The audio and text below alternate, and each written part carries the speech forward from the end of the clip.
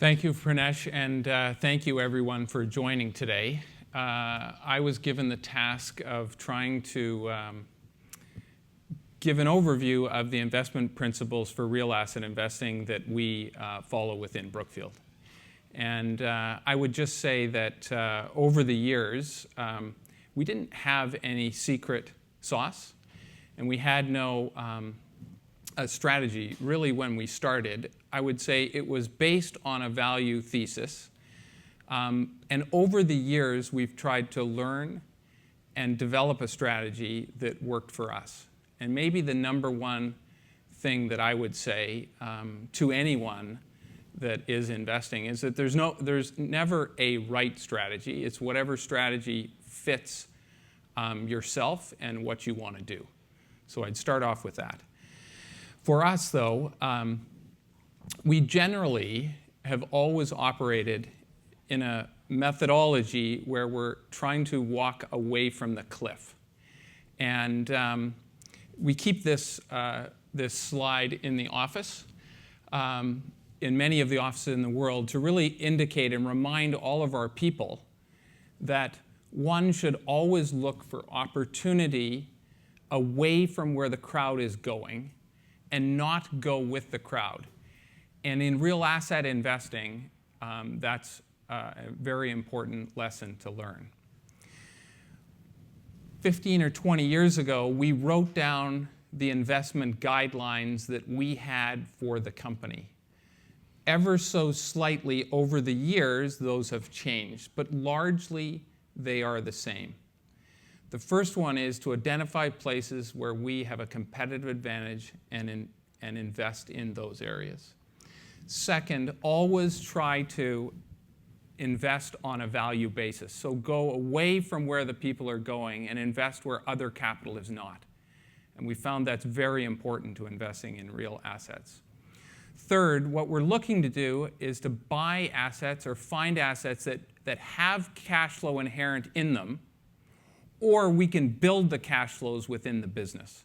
So they may not have cash flow day one. You may have an office building and you may just have a piece of land, but inherently it's in a good place where you can build it to generate cash flow. And it's similar to many things in the world. And lastly, I guess we've always tried to adhere to the strategy that being contrarian and not being where the crowd is going is hard to do, but the most lucrative if accomplished. Measuring your success is always important. And there's, I guess, 4 things that we've tried to do to measure the success. We always look at success on a total capital basis over the long term. And really that gets you staying away from short-term objectives within a company, which is often where companies make mistakes. Second, we always try to encourage all of our people to take calculated risks, but compare that risk with the return that one might get out of the investment. Third, we always look for the return over the longer term as opposed to the short term, and we'll sacrifice long-term return to achieve, or short-term return to achieve long-term success. And lastly, and I'll come to this later in the presentation, but we seek profitability rather than growth, because growth doesn't necessarily, in what we do, add value. Sometimes it does, but it doesn't necessarily add value. And as to business philosophy, we've tried to build the business across everything that we do and the relationships we have based on integrity, because if you're going to endure over very long periods of time, you need to have strong relationships both outside the company and within the people within your business. And we try to make everyone within the business think and act like owners. And there's many, many ways you can do that, but we try to accomplish everyone thinking and acting like your owners. And often that comes with how you, the incentive programs you have in place, but there are many other ways to do that out there. And lastly, I guess the ethos within the company is to treat everyone's money like it's your own. And we try to accomplish that, again, in many ways across the company. But the business model of our company and what we've tried to do with the business is try to make it very simple. And it really just boils down to 5 things. We try to use the global reach we have to acquire real assets on a value basis.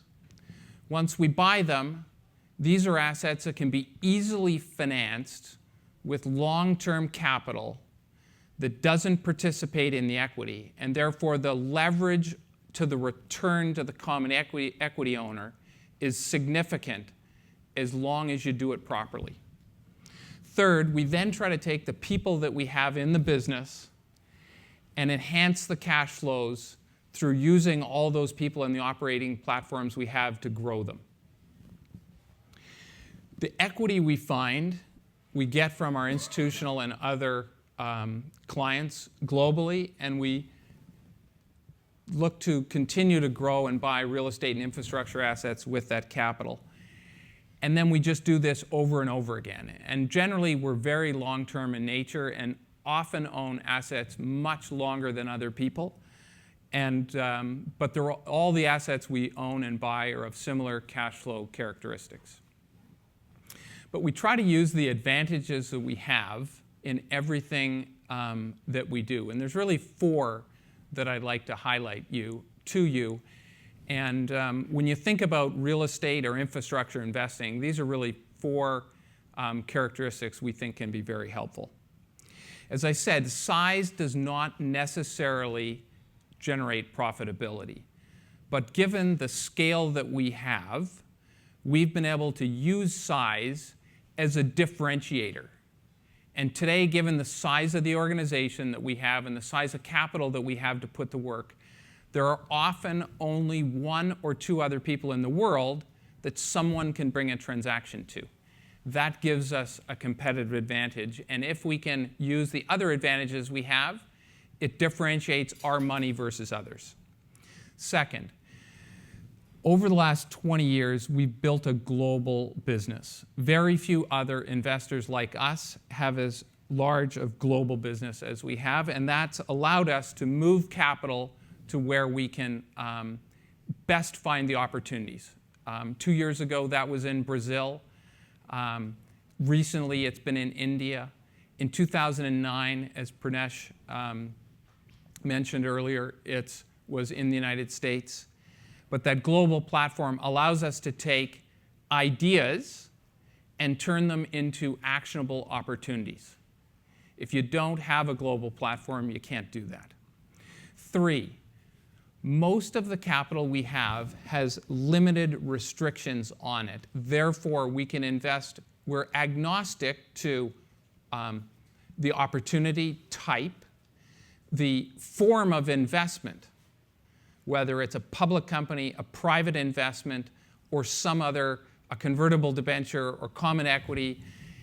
We're agnostic to that. Often people have restrictions on the way they invest, and if you can be more agnostic to that, it's helpful to the long-term returns. And lastly, our operating businesses give us a strategic advantage to be able to run the businesses and operate the things once we're there. This generally enables one to find value investments no matter what the environment is. And often in countries, for example, in the United States today, stock markets are at their high, bond markets are at their high, and often one would say it's tough to find opportunity within that environment. And to some degree, that's true. But if you can use your advantages to be able to find opportunities within that sector, you should be able to continue to invest despite the environment in a country. And there's a few reasons for that. Often our investments are longer term and are more illiquid than others. So our advantage is that we're willing to be longer term investor and we're willing to have something that's illiquid versus what others might accept. Often they're larger in size and that's not attainable by others. Often they're not easily acquired.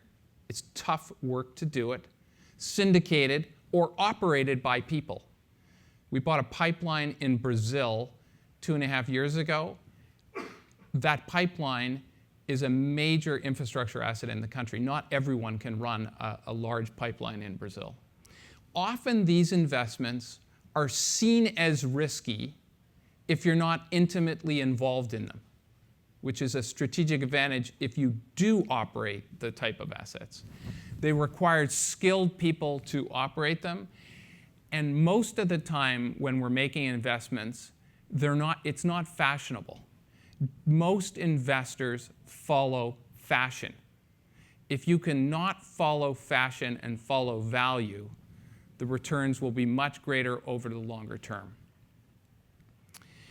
It helps, though, for our business that we've been in the front of a strong trend in the institutional market over the years, because sometimes you can have capital and you think it's a good opportunity. If you can't find equity to be able to invest, it's often difficult to do.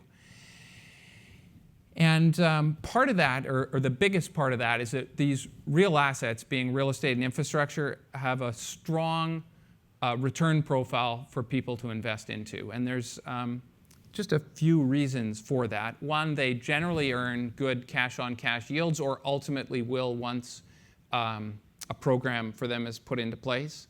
Two, they generally can be contracted for long duration, so you have security of cash flow, and often increases over time. Sometimes that by inflation, and sometimes it's by other means. Fourth, often these assets are scarce, and as many of you know from living in cities, the world is urbanizing, and what it means is the value of real estate in city centers is getting more valuable every day, and that means assets appreciate in value. The private nature of them for pension plans, institutional investors, allows the volatility to be low. So they're not looking at the stock market return in their portfolio going up and down every day. And the returns are generally far greater than other options available to investors, and I'll cover that in a second. This slide just shows the institutional capital in the world, and it's growing exponentially. Back in 2008, it was $23 trillion. Today, it's estimated in the range of, the last number that we had was 2016, it's estimated just over 40 trillion. And it should be over $80 trillion by 2025. So there's very substantial amounts of money that's going into real estate, or into these sovereign plans. And for us, and who we invest for, the most important things that are happening is that the institutional plans are putting more of that 23 trillion, 43 trillion, 80 trillion into real assets, real estate and infrastructure and alternatives. And if you look back to 2000, the percentage in their portfolios in general was 5%. Today it's 25%, and we think that number will be 40% by 2030. And what's happening with that, there's this, therefore, an exponential increase of money being taken out of equities and bonds going into these type of real assets, really because they're, they fit the profile of their portfolio. And it simply comes down to this one simple mathematical exercise. Bonds yield 1 to 3%. If you're in Japan, it's 0. If you're 0 out to 30 years. If you're in Germany, it's 40 basis points at 10 years. It's negative 60 basis points on the cash rate. And in the United States, we're pushing 3% today. Equities, generally, if you bought an index fund, you probably will earn 6 to 8% over the next 10 to 20 years if you stayed in and didn't trade. And real asset yields can offer 6 to 20%. So if you buy real estate or infrastructure and you do it right, you can earn between 6 or 20%, depending on the type of thing you do, where you do it, how you do it, and those type of things. And that's really why significant capital is moving into these sectors. And we think that will stay because we think that we're in a continued range of low-ish interest rates. And that doesn't mean they're going to be 3% on a 10-year Treasury in the US, but what is happening is that global rates are very low, and that's continued to keep the 10-year rate in the United States low, despite the cash rate being pushed up. And if you take all of that, I guess we've tried to operate with some guiding principles of what you should do when you're investing in real estate and infrastructure. And we've tried to use those as guiding principles for how you invest into these type of assets for all our people. And when we started the business 30 years ago, and it was very small, you could talk to a few people in the office. But today, with 1,600 people in our investment manager and 75,000 people in the company, it's important to have those guiding principles. And we have 8, and I'll go through those principles and a few examples as I'll talk through. The first one is, if we can find great assets, we should always buy great assets. And if one has to pay a little more for great assets, that's okay, but make sure you buy quality. Now, don't do it at any price, because price is always important. As I stated earlier, go away from the trend and try to buy value. But if you can buy value, if you can buy great assets, especially during distressed times, buy great things. Just a short example, in 1996, we bought an office building on Park Avenue. We paid $432 million for it. We've been through 4 cycles since then, which included 9/11 and the financial collapse of 2008. We sold this asset for $2.2 billion last year. So we held it for 21 years. For 10 years, we've had no money in it, meaning we financed all our capital out. In the end, we had a $900 million mortgage on it. So we had financed out our original investment plus another $500 million. But this was an asset on Park Avenue, which was in the center of Manhattan. And no matter what was happening in the world, as long as, in the fullness of time, as long as you kept that great asset, it was going to be worth more. And there were times when it was tough to own it, and cash flows didn't look so good, but a great asset in a city could be paid up for a little bit during a period of stress, which we bought it during a period of stress in 1996. Second, we try to invest assuming that we're going to own the assets forever. Now, that last asset I showed you, we owned for 21 years. In most people's investing principles, that is forever. But we try to buy everything that will own it forever. And the most important point there is, if you're buying it and going to own it forever, you look at it with the long-term fundamentals involved, not what's going to happen to it next month or whether it will trade up in the stock market. It's that you may have to own it forever, and even though we may not own it forever.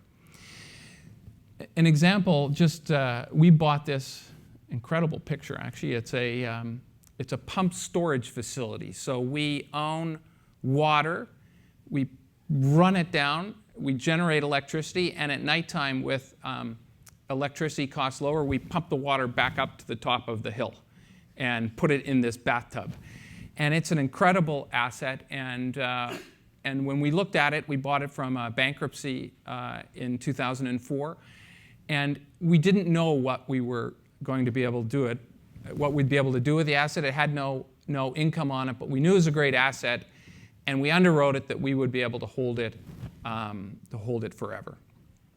3, in the things that we do, and this isn't relevant to every business, but in the things that we do in real estate and infrastructure, the number one thing that drives value within an investment is upfront if you can invest in something in a great spot and if you can buy it at less than replacement cost. And if you can, it most often indicates value, because the competitive product that will ultimately compete against you will cost more than what you paid. So you should be able to either earn a higher return or outprice your competition during the investment. And that's probably the number one thing, which is why you're always in our business, what you're always trying to do is to move your capital to the places where others are not. We bought this company called Terraform Power in 2017. It's a solar and wind business. It's across, has a large business in the United States. We had never been in the solar business before, largely because everyone was building it and the stock markets were trading at above replacement cost, but it got into financial trouble, and we were able to buy it at 60 or 70% of replacement cost. And with that, we think the returns going forward will be significant. In 2014, we bought a number of office parks in India after having been in India for a lot of years, observing what went on and not making any investments. And these office parks we bought probably at 40 to 50% of replacement cost, which only because of the structure and the scarcity of capital that was in the country at that point in time.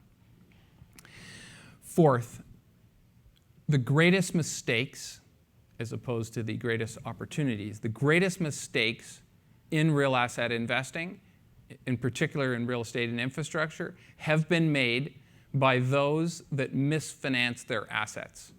Leverage is a phenomenal thing because these type of assets are easily financed with 2/3 of the capital, which means you have 100% of an asset working for you and only 33% or 40% of the equity invested.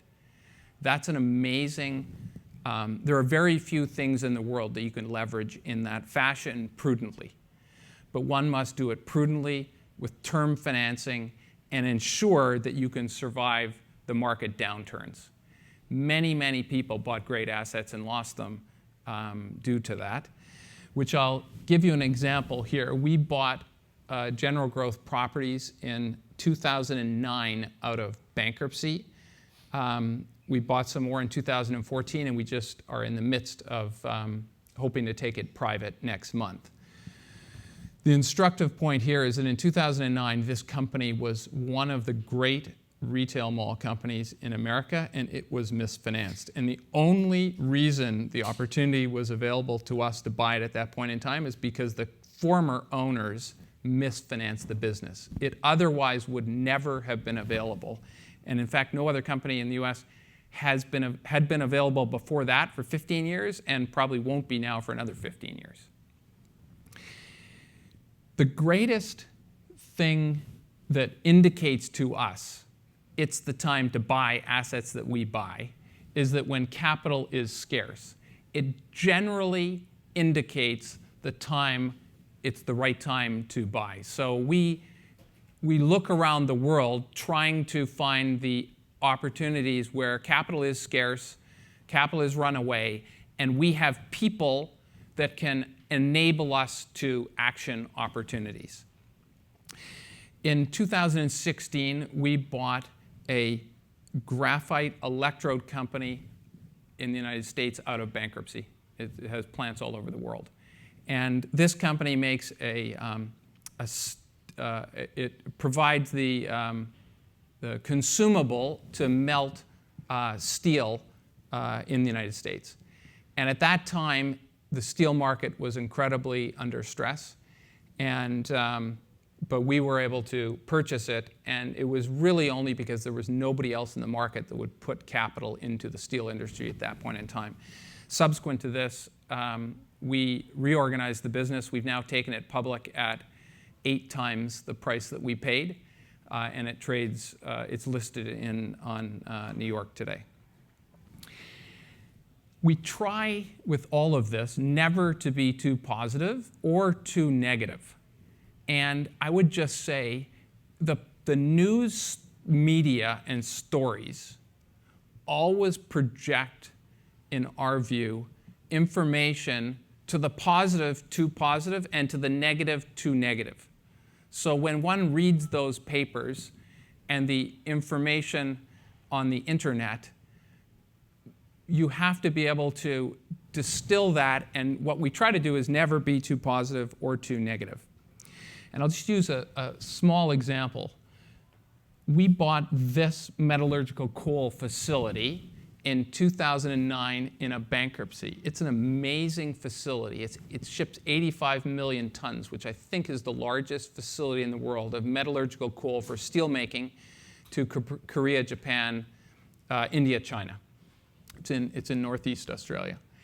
And 2 years before, the company that owned it before we bought it paid 1.5 times its replacement cost. We bought it for 0.75 replacement cost.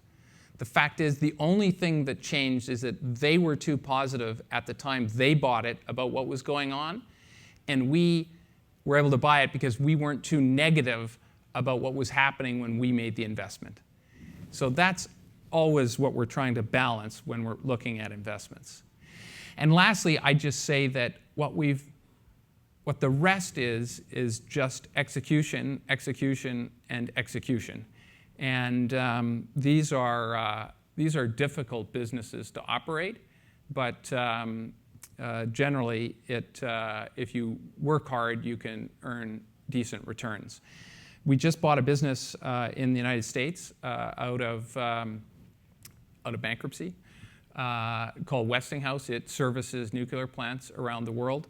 And the whole story here will be how do we remake the business over the next 3 to 5 years, and it will be about execution. So often we get asked, that sounds like a positive story. What about what's hard? And I would just say we make many mistakes. It's not possible in investing not to make mistakes. So everyone at Google should remember that every mistake will be, you just have to keep making them. So we try to limit the amount of mistakes, we try to not limit the amount of mistakes. We try to limit the effect of what the mistakes we make are. And some of those things are, that we've done that are wrong. Sometimes we've got seduced to buy a bad business cheaply. That's a mistake in what we do. Sometimes we started too large in a new business or a market. Sometimes we got the compensation incentive plans wrong. Sometimes we weren't as strict on the financial covenants in an up market. Because what happens in an up market and the things that we do is everyone wants to lend you money. And they'll lend it to you with covenants which are freely available. And you need to be very careful with that. And lastly, sometimes we've taken on undue development risk in new jurisdictions or unstable ones. And I just say those are the things we've made our mistakes. None of them have been damaging enough to the company, but we try to learn from those all the time. And I'd say the world in what we do is always changing, as it is for everyone here. And I like to use this slide. This is Dubai in 1991, which I did happen to go to. And it looked like that. And this is Dubai, as you all know, in 2018.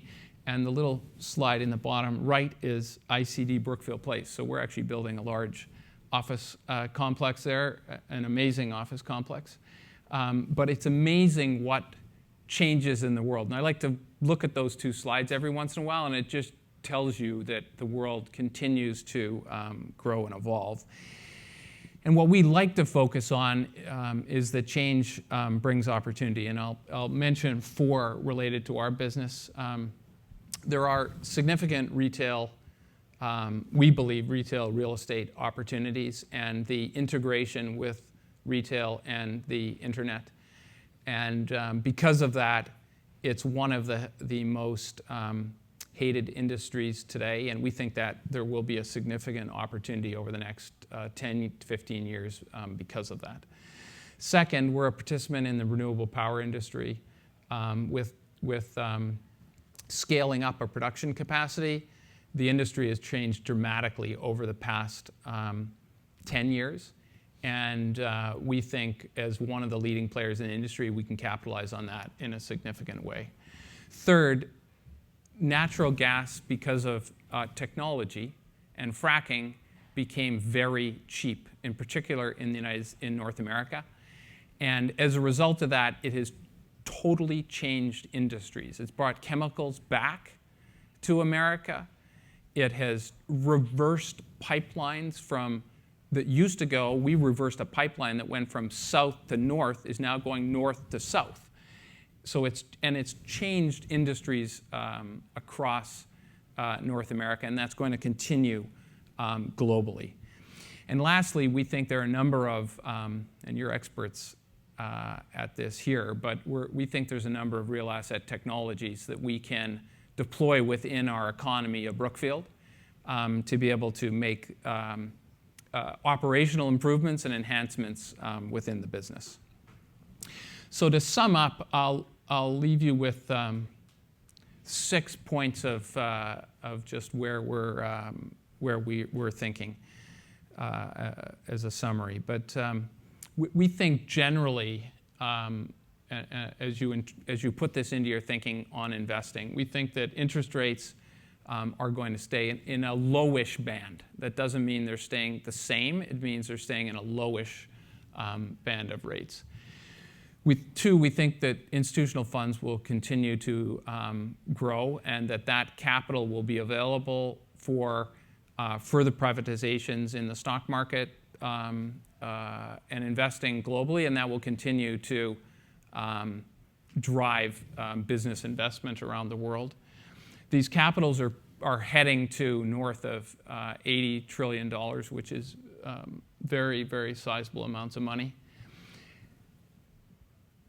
Our suggestion to anybody that's investing is to invest long term and try to capitalize on the fact that most people don't invest long term and often want liquidity within their assets that they invest in.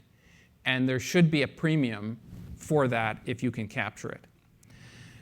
Fifth, opportunity clearly lies, in our view, where the sheep are not going. So try to be where others are not.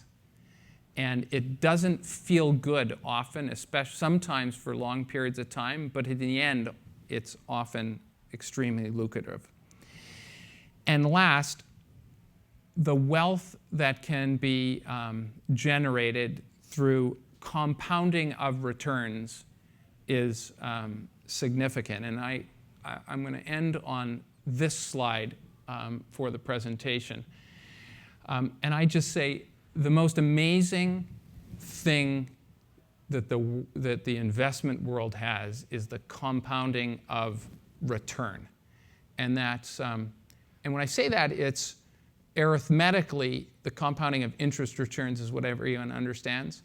But the compounding of returns with businesses, if you can do it at exponential numbers or at larger numbers, the numbers go exponential, as all you mathematicians know. It's amazing what it accomplishes if you can not make mistakes, too many mistakes, or lose capital on the way through, and you just keep compounding a return. And it really is an amazing concept in the world of investing, and not that many people pay attention to it. So I would suggest for you is to continue to buy great investments and hold them and compound. Don't pay taxes by selling them, and don't look for fashion when you make them. So with that, I'd be pleased to take any questions if there are any.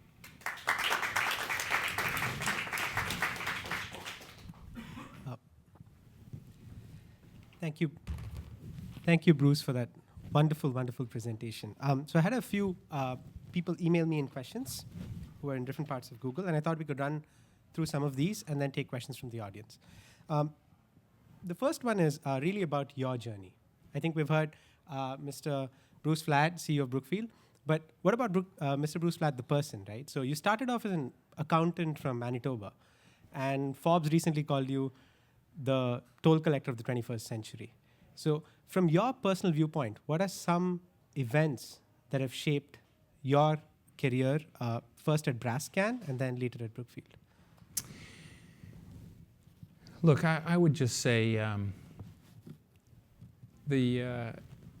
you either get lucky or you make your own luck during your life. I got lucky in that I met some people at the predecessor to Brookfield. We had a small company. We started the business, and 30 years later, we've been doing exactly what we started 30 years ago. And so if you can find, I think the greatest success with people is if you can find something that you do which you're passionate about, you will be successful.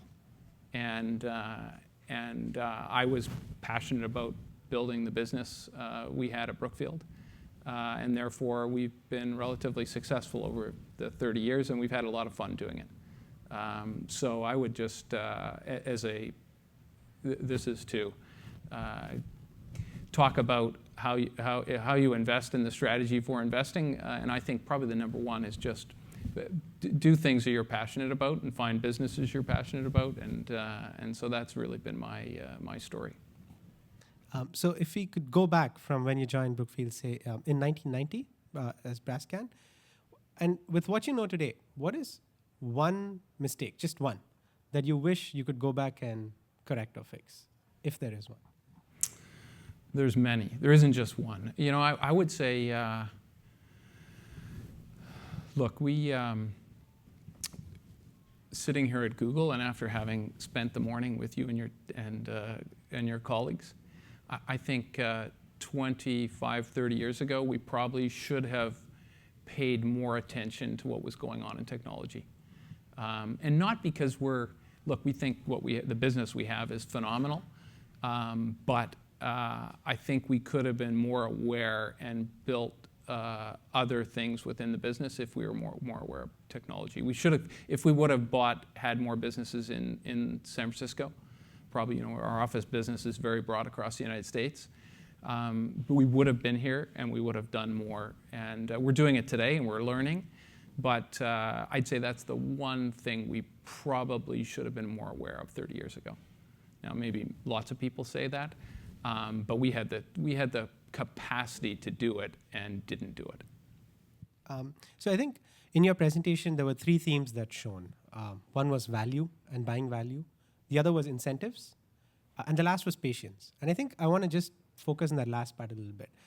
Your investment team is over 1,000 people. And you've had offices in countries where you've not done a single deal for over a decade. How do you inculcate and incentivize patience in your investment managers across the world? And how do you think about it personally? Yeah, so it's it's difficult. The most difficult thing about all businesses is people, and the second thing is about people.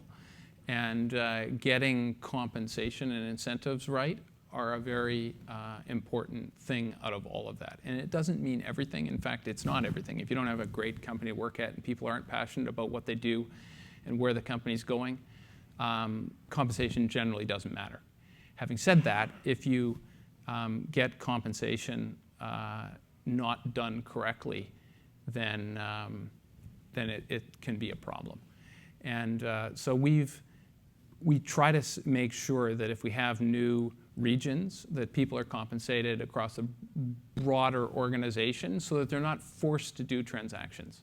And in general, that's how we operate our whole business. And we have 4 main sectors: property, infrastructure, renewables, private equity.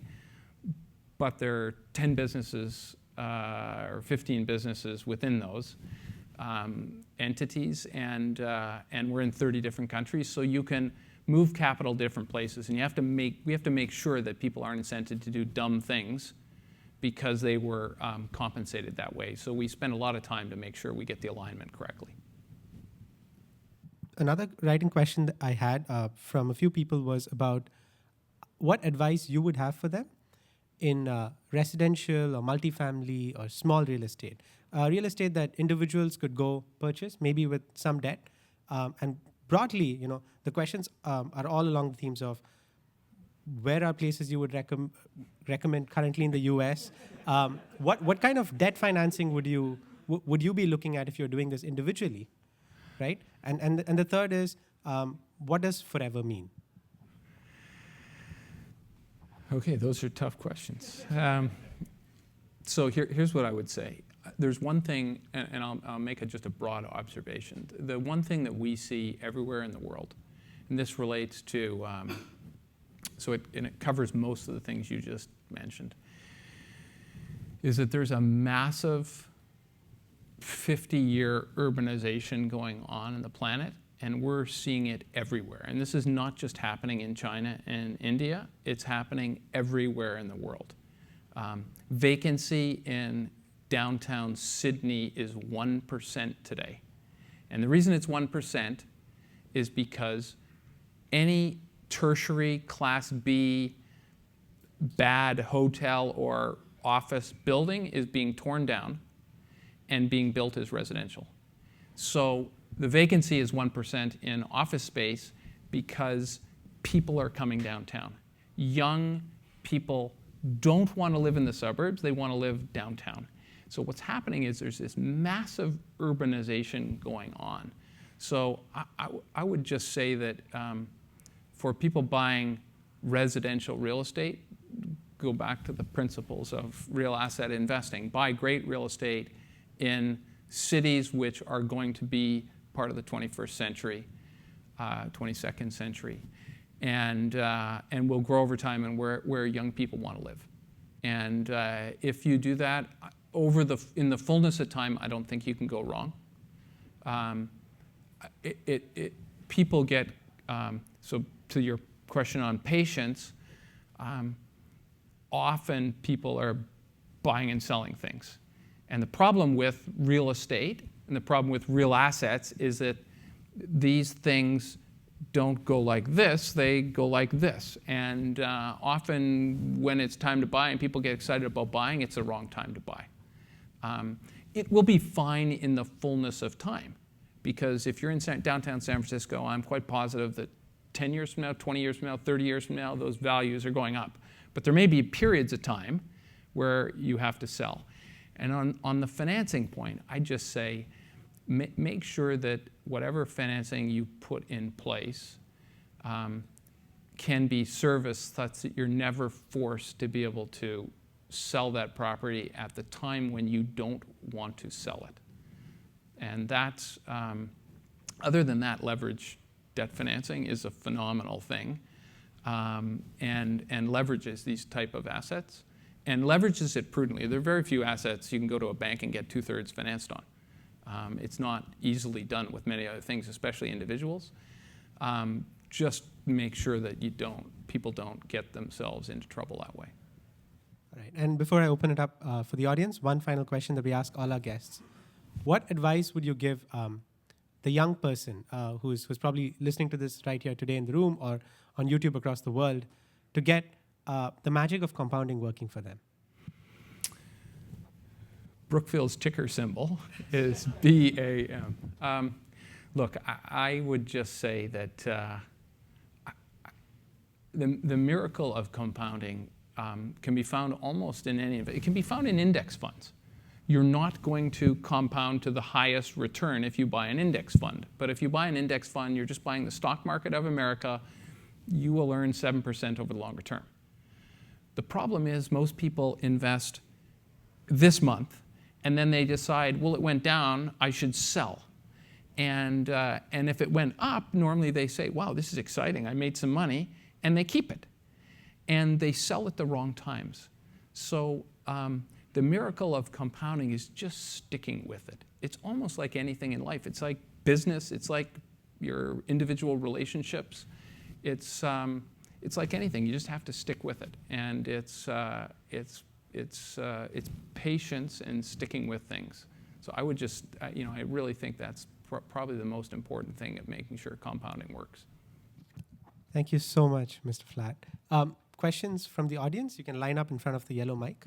I have a question on buying properties, and I mean, when you buy a property, you intend to operate in a manner that's better than the original owner, right? So if you buy a property from a mom and pop shop, then obviously you can bring a lot of expertise in there. But if you buy something from, like let's say you acquire GGP, right? What kind of values you can bring to the properties that GGP cannot do it today? Yeah, so our general strategy is to either buy for value when other people aren't going to that investment. And I'd say the number one thing today with respect to retail is that retail is one of the more hated sectors in investing today in the world. Everyone thinks that everything will be sold online and street retail won't be the place. So one of the reasons we're buying it is that. Second, we often try to operate things better than others. With respect to GGP, I'm not sure that's the case. They have a first-class operating platform. In fact, we'll be adopting that platform. But the real value that we see in that is something that can't be done within a retail real estate company. And that's that these are, what it owns is 125 100-acre parcels of land in the middle of each of the cities in the United States, in major cities in the United States. And those acreages can be developed into many, many other things. And we have the skills to be able to add multifamily apartments and condominiums and storage and industrial and other uses to the sites, which couldn't be done within GGP. And we do all those other things. So that's really the value add that we'll bring to this acquisition. I see. Okay, thanks. Thank you, Bruce. Thanks for the insightful discussion today. I work for Google's data centers, and I wanted to congratulate you for the AT&T data center deal a few weeks back. My question is, over the past 2 years, what we have seen is data centers have really become an asset class in itself within the TMT space. But Brookfield is a little late to the party, I believe. What do you think is the hypothesis for data centers being an asset class in itself? And what would be some of the risks that you think in acquiring a data center like an AT&T data center? Okay, so first, this is an amateur talking to an expert about data centers. So I'm not sure what advice I can give you. But I would say, back to the question on what mistakes did we have over the years, not getting into technology. We're the largest real estate owner on the planet. We don't own data centers. And we probably should have been in data centers before. And if we had focused more on technology, we would have been there. Look, I guess what I would say broadly is we think the sector of delivery of data infrastructure to people we're not late. This is going to be the growth of the data infrastructure sector over the next 15, 20 years as more and more data is delivered is going to be very significant. And between fiber to the home, data centers, and all of that whole sector, we think there's enormous amounts of capital that need to be deployed in there, and so we're getting smarter within those sectors. Hi, I'm Netta. Thank you for the talk. What are your views on investing in Bitcoin? So I don't really have any comments on it. I don't understand it. And we would never invest in it. And I actually don't think it's an investment. I think it's a product that delivers money from one place to another. It's an alternative to cash. Some people may want to use it. I don't think it doesn't fit in our realm of investing. It doesn't. It's not considered an investable. It wouldn't be considered an investable asset. But good luck to those who are investing into it. Thank you. How's it going? What's your thesis with regard to active management of your acquisitions, be it real estate or businesses? To the asset management of it? Yeah, so like when you purchase General Growth, when you purchase or build a mall, are you coming in and kind of taking a very active approach to the management of those assets? Or you kind of, what's your thought process within that? Yeah, so our businesses, we have 1,500 investment people, but then there's 80,000 people down below that operate the assets. So most of the things we do, we actively operate, and we're doing things with all those people once we buy an asset. Sometimes we adopt the people and we're integrating them into our business. Once in a while, we're just a financial investor into something because somebody brought us in, and the reason for us to come in was that we could provide them capital. But most things we do are quite active, and we think the lion's share of the return we get isn't from a financial return, it's from an asset-intensive return by operating the assets better. Got it. Thanks. Yeah, my question is regarding the real estate opportunities here in the Silicon Valley area, where we have a huge demand of residential and not as much investment, I think. What do you see as future opportunities? Going back to my comment on general residential, I would say this is the center of technology, Silicon Valley, and as a result of that, this market, I think in the longer term, will be extremely good. There may be times, 2009 would have been the better time to buy a house in California than it is today. That's not to say that values won't be a lot higher 10 years from now. Now, there are always ups and downs, and this time I don't think real estate is going to cause the next recession. Therefore, I don't think we're going to see the same mess in housing in America that we saw last cycle, 2008, 2009. But that's not to say that housing can't go down in every market. What this micro market has going for it is a lot of well-paying jobs, which will be an underpinning of the residential market for a long period of time. And I don't think they're going anywhere. What a delightful talk and presentation. Thank you so much, Mr. Flatt. Thank you.